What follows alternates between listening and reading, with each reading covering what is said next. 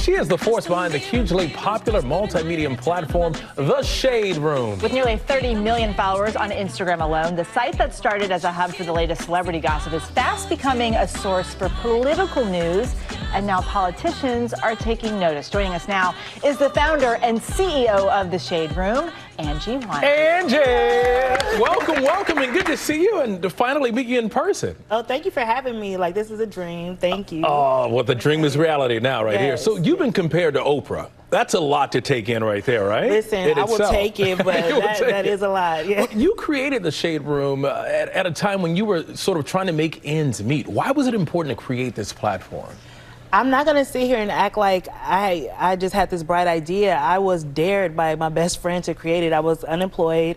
I was facing eviction. I wasn't doing anything but telling her all of the news. And so she said, well, why don't you just create your own site? And I said, okay, I'll do it. And then it just turned into all of this. It took off. It took off, but it wasn't an intentional thing, no. So the Shade Room started off as like a celebrity gossip site, but you are talking politics now. What made you decide that you were going to go there? Well, listen, when I first started The Shade Room, I was 23 years old. So all I cared about was celebrity news at that time. But as I've grown and the audience has matured and new Gen Z audiences coming in, I realized that people need more than just celebrity news. If I have a platform of this size and this magnitude, I need to introduce things that people really need to know. And I love that you have control. Control is so important there. It is. So it can be a good thing or a bad thing to make The Shade Room. What's been the reaction from celebs? Okay, so I would say that celebrities, it's not what you think. I think a lot of people think celebrities are extremely afraid of us. I think they're afraid of us, but also afraid to not be featured, right? Because it's the conversation. Like, we report on what's happening in the culture. So if they're not on it, they're like, wait, what's going on? Why you guys haven't reported on me in a long time? Or they like, girl, you made The Shade Room. And it's like, wait a minute, what? Yeah, and so we get a lot of people's publicists saying, why isn't our client on The Shade Room? So people think they don't want to be on, but a lot of times, most of the times, they do want to be on because they want to be a part of the conversation. So. But you just want to be on for something good, for good, something positive. Well, I have to ask you too, because these days it's so hard to figure out what's real, what's fake, what's true, what's not. How do you make sure that what you're reporting and posting is accurate? Well, every writer that works in editorial or social at The Shade Room has to have a journalism degree now. They all are getting certified through AP. I have a political consultancy firm that I hired.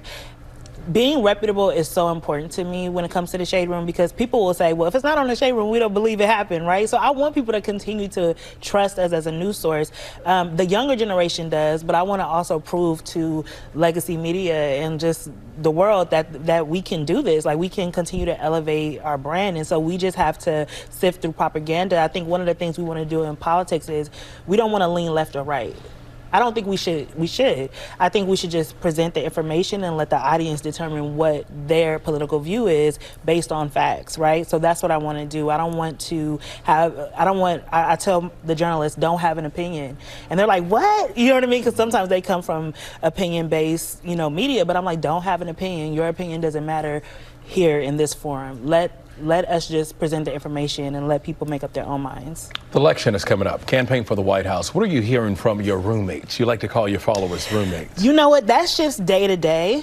One, I used to say that I first of all, black people are not a monolith, and our audience is primarily black.